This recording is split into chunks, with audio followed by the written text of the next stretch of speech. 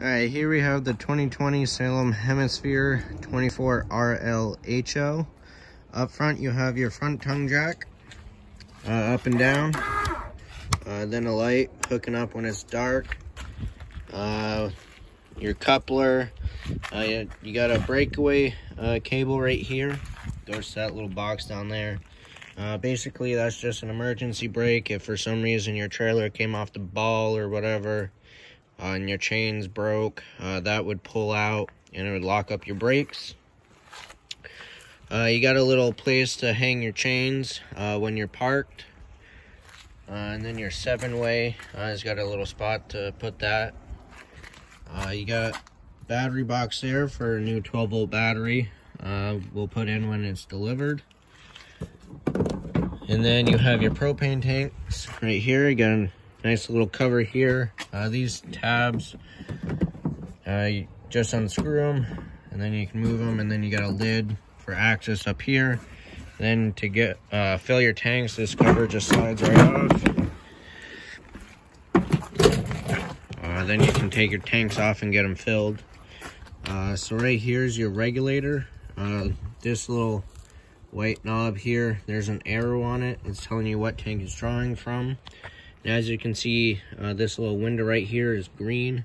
That means there's gas going through it. That will turn red once the tank is empty. If you have them both on, right now it's pointing towards the right side. If that one goes empty, that'll turn red. But if they're both on, the little valve inside will automatically switch to that one. And then if you want to take this one off while you're using the other one, just make sure you turn that so it's pointing towards that and drawing from that tank. That way it won't leak through this pigtail, because if it's pointing towards here and that tank is on and this is off, then it'll just go right out there and then you'll have a gas leak. Alright.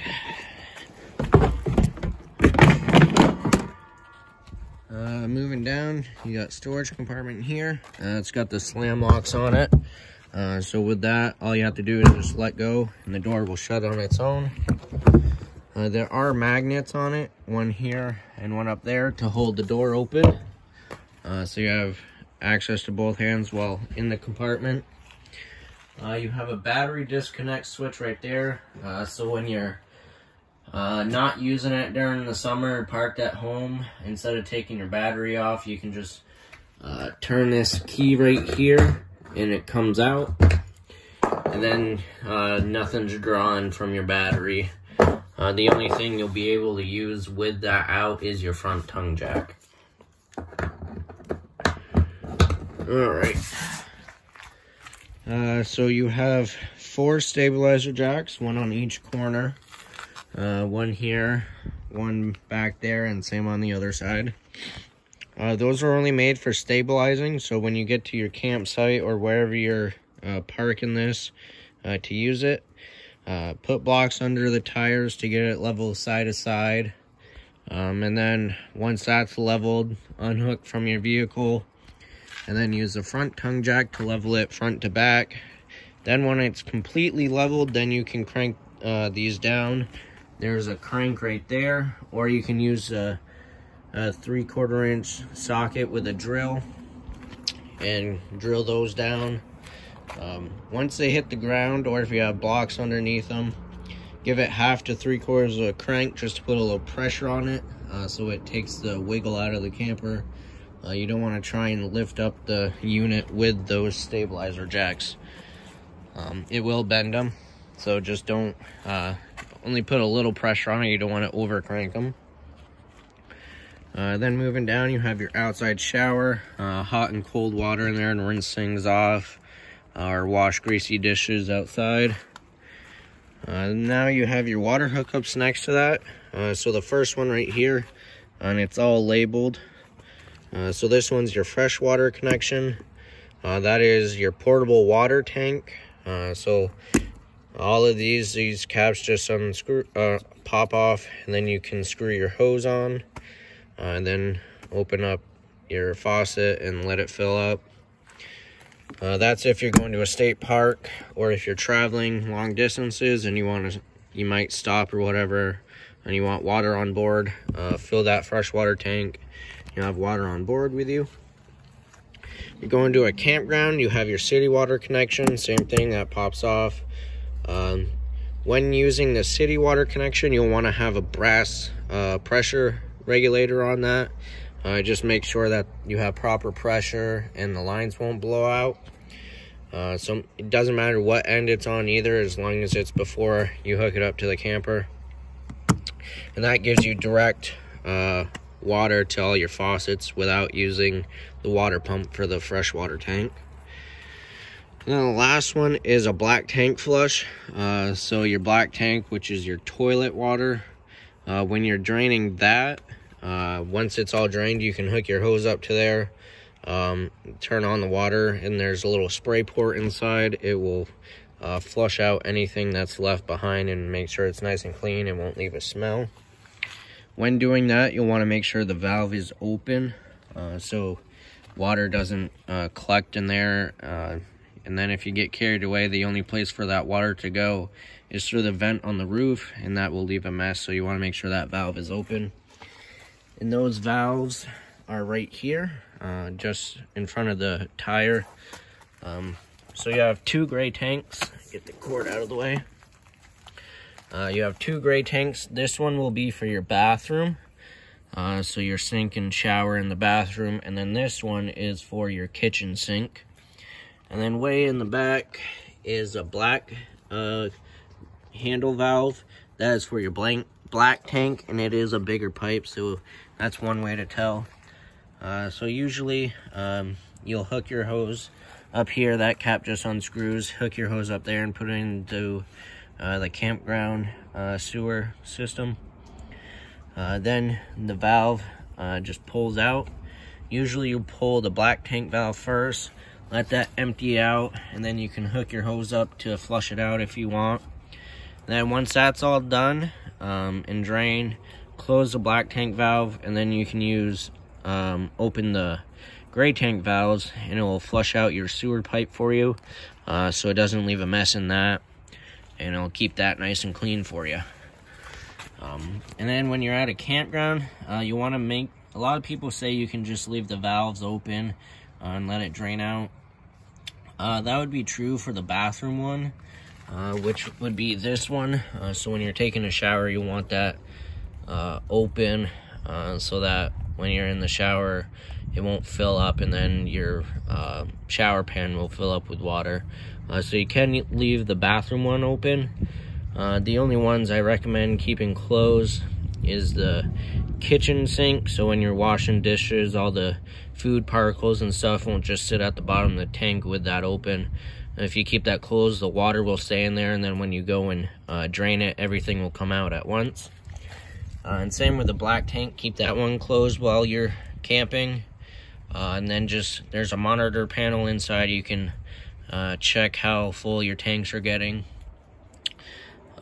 With the black tank, you want to keep that closed because all the liquid will come out if that's open, and then all the solids will stay in the tank, and then you'll have a hard time kind of flushing that out, and it takes quite a bit of time to flush all the solids out. Then you have your slide room.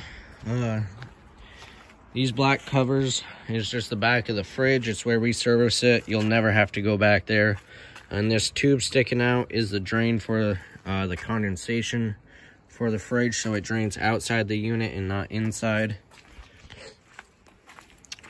And then you have so your freshwater tank, that pipe right there in between the tires, that is the drain for it, and there's a little valve on it right now. It's open, so it's draining right now, and then if you turn it, it'll be closed, and you'll close that before you start filling the tank. One thing I didn't mention, your power cord is right here next to your water connections. So this is a 30 amp service. When you go to a campground, just ask for the 30 amps hookups. And then when you're at home, you can plug in to your household outlet with an adapter to keep your battery charged and cool down your fridge before your trip. The only thing you can't run is your air conditioner, because that requires that 30 amp circuit. So when you're at home, just don't use the air conditioner unless you have a 30 amp outlet put in. And with this, there's just a little black coupler right here that unscrews, and that just locks it on. Make sure it doesn't wiggle loose. And you can see there's a red light on here that's indicating there's power going to it. And then to take it off, you just twist it and wiggle it a little bit, and then it comes out. And on here you can see there's a kind of an L-shaped prong right there. So there's only one way for this plug to go on. You just line up the L-shaped prong there, and you push it on, kind of wiggle it a little bit, and then you turn it, and that locks it in. And then you twist on the coupler, and then it's all set to go. Alright, so moving down. In the back, you have a little rack back here. You can pull this pin. There's one on the other side, and then it'll fold down. And then you can put the pin in there to lock it so it's down. If you got bicycles or firewood while traveling, you can put it there and sit on the back of your truck. And then your bumper back here, these pop off. And that's where you store your sewer hose, so you don't have to bring it inside. It's always outside. Then up here, that black thing underneath the light is a dummy for a backup camera. So that's an option for you if you ever wanted to get one. It's just plug and play. It's really easy. And then your spare tires back here. You have cable hookup, so you have a part cable.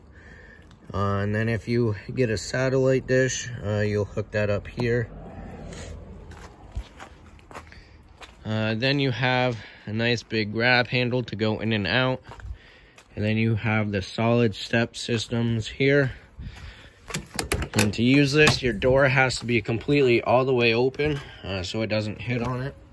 And then to put them up, all you do is grab from the bottom, and they'll just fold right in. And then you'll grab this handle sometimes and turn it, and that'll just lock it in place so it's not going anywhere. And then to open it, same thing. This handle goes either way. So you just push it until those pins come out, and then you just fold it down. And then on each leg, there's a pin just right here. You can push out from the bottom and adjust the length of the leg so that, because not every ground is going to be level, you'll be able to adjust it to the ground. And you'll want to make sure that this part right here is level, sitting on the door sill, because if it's sticking up a little bit, the door will catch on that.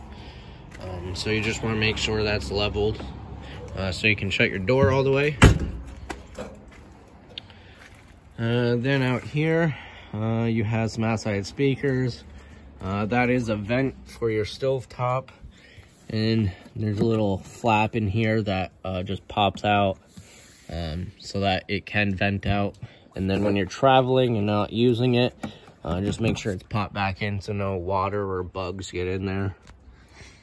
You have a TV mount out here, so you can take your TV from inside and bring it out here and just set it right there. And then you got your outlet and then a cable hookup for the TV out here. Then here you have your furnace. This is the exhaust for it. Just make sure nothing's in the way of that. Don't put your picnic table there or whatever. And don't touch it while you're using it, because that gets pretty hot and it will burn whatever it's in its way. Then up above it, you have your water heater. So this tab just turns, flips up, and that cover comes off.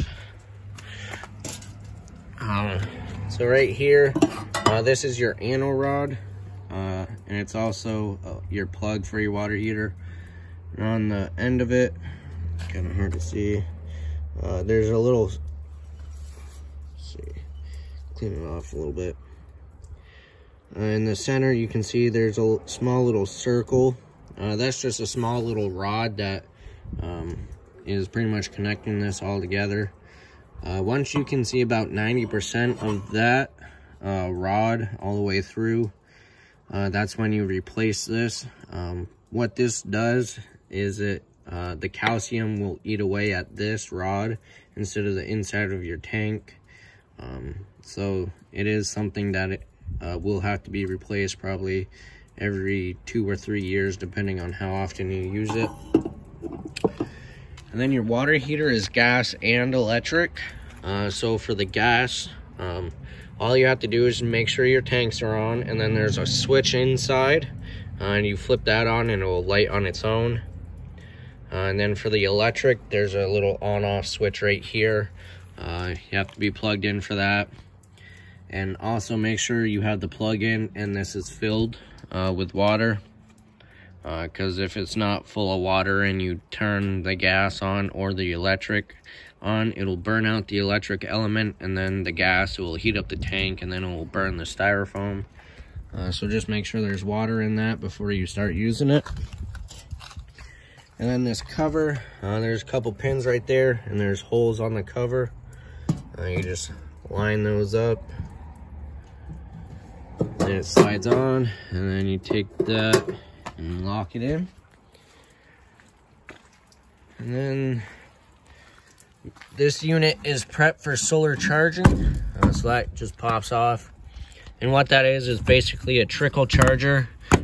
So if you're dry camping at a state park or whatever, you can have a little solar panel and it'll keep your battery charged for you. And then the other side of your storage compartment, you have a light for inside, and then you have a light switch right here for front LEDs up front. Right. So that's everything outside, and we'll move inside on the next video.